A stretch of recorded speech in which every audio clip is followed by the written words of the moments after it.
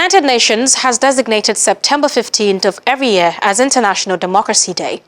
But with rising coups in some West African countries and Gabon in Central Africa, this system of government has come under criticism for being too expensive and serving the interest of just a few instead of all.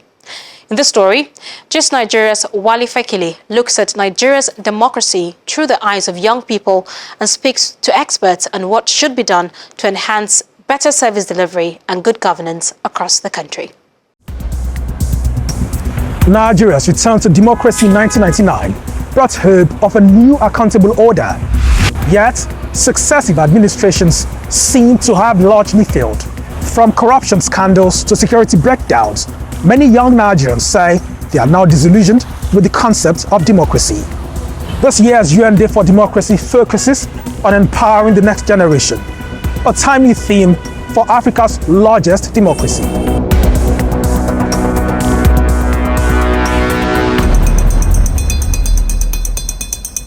Some may argue that it is even better for us when we were under military rule than now, because they use democracy as a veil to cover all the corruption. Nigerian democracy is extremely expensive. According to research, it is said that Nigerian democracy is like the most expensive democracy in the world. I feel like democracy is not what it should be in Nigeria. I feel like it's for some particular set of persons, because the minorities are not being considered at all. There's no democracy in Nigeria for now, and the only way we can work on our democracy is by removing the old people. More than 60% of Nigeria's population is under 25, yet government is dominated by an older generation. Also, Africa's largest democracy comes at a steep price for Nigerians. Maintaining extensive government, institutions, and over 400 federal legislators drains billions yearly from state coffers. With more than 100 million citizens living in multidimensional poverty, many question these hefty overhead costs. Bicameral legislature is a very expensive system, there's no doubt, but there is a logic behind it. The logic is that one house can serve as a check on the other, so that even if one of the chambers is not getting it right, the other one is supposed to balance it. And the way bicameral legislature operates, you will see that the lower chamber is usually full of younger people, younger generation of political leaders who have a different perspective of life, while the upper chamber is usually comprised of more matured, elderly set of people. This is not the first time they are delivering a judgment that is not what the people desire to have. It is obvious the youth knows that the result is not, like, you are not satisfied with the result. And the result per se, to me, it really reflects the wills of the people. Elections in Nigeria are usually keenly contested even after results are announced. The 2023 polls were no different. February's presidential election saw many first-time voters at the polling booths. The result of the poll was disputed, and last week, the Presidential Election Petitions Tribunal affirmed President Bola Tinubu's victory. But mistrust in the process by some young people is running high.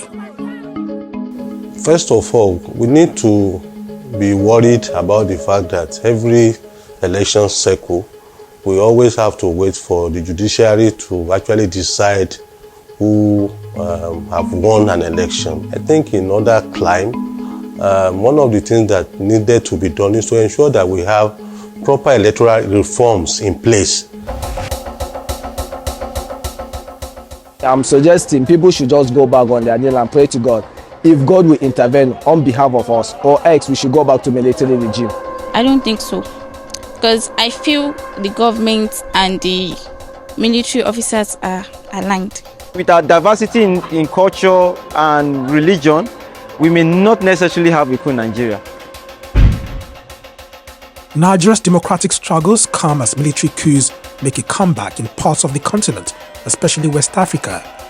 Since 2021, soldier-led takeovers have occurred in Guinea, Burkina Faso and Mali. And in 2023, soldiers have seized power in Niger, Nigeria's close neighbor, and Gabon in Central Africa. While Nigerian armed forces today mostly abstained from politics, there have been suggestions on social media they could join the fray. I will only laugh at such calls because, frankly speaking, the present military today has come of age. It's quite a polished organization. That is what is sought, is what is honored. And besides, the role of the military is well cut out for it within the ambit of our constitution. I think maybe they will have to cut some expenses so that the masses can have a breathing space at least. For the democracy to work well in Nigeria, we need freedom of speech. And the freedom of speech should be acknowledged. If we begin to then put in gradually, that youths go into it gradually, into the politics gradually, with the right mindset, we'll be able to bring it back to our feet, but it's a snail walk. Nigeria's youth still face huge barriers to political inclusion, from high unemployment to financial disadvantages. Although their numbers create new momentum for change, these socio-economic indices often hold them back. Despite these obstacles, young Nigerians like 27-year-old Rukayat Shitu have taken the bull by the horns. I believe with the kind of atmosphere, with the kind of democracy being practiced in Nigeria today, we have so many youth. Even in the last election, we have so many youth that comes out not to only contest position, also come out in mass to vote for their preferred candidate. So all of this together, I believe democracy is already encouraging, is already embracing youth participation. Defenders contend that democracy, however flawed, remains the best path to stability and progress. But faith in the system might be declining among young people due to decades of misgovernance. Analysts and political watchers say their engagement safeguards the future of Nigeria's democracy. The way the political parties are run, they have not created deliberate mechanisms for inclusion of youths in the decision making in the political party. So when you throw it open for the young people to contest primary elections, the chances are that they will not stand any chance against the money bags that run political parties.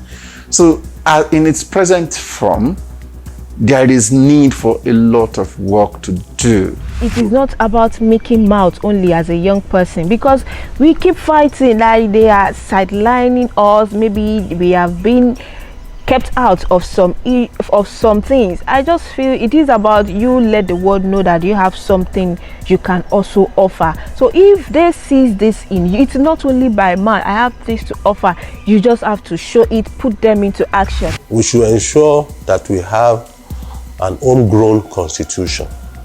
Homegrown meaning a constitution that has that reflects the yearnings and aspirations of Nigerians. That's number one.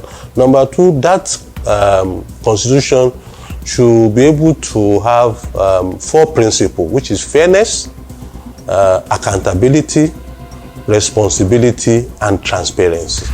The fate of Nigeria's democracy might not literally be hanging in the balance right now, but sustaining the gains made so far rests solely on the shoulders of the next generation.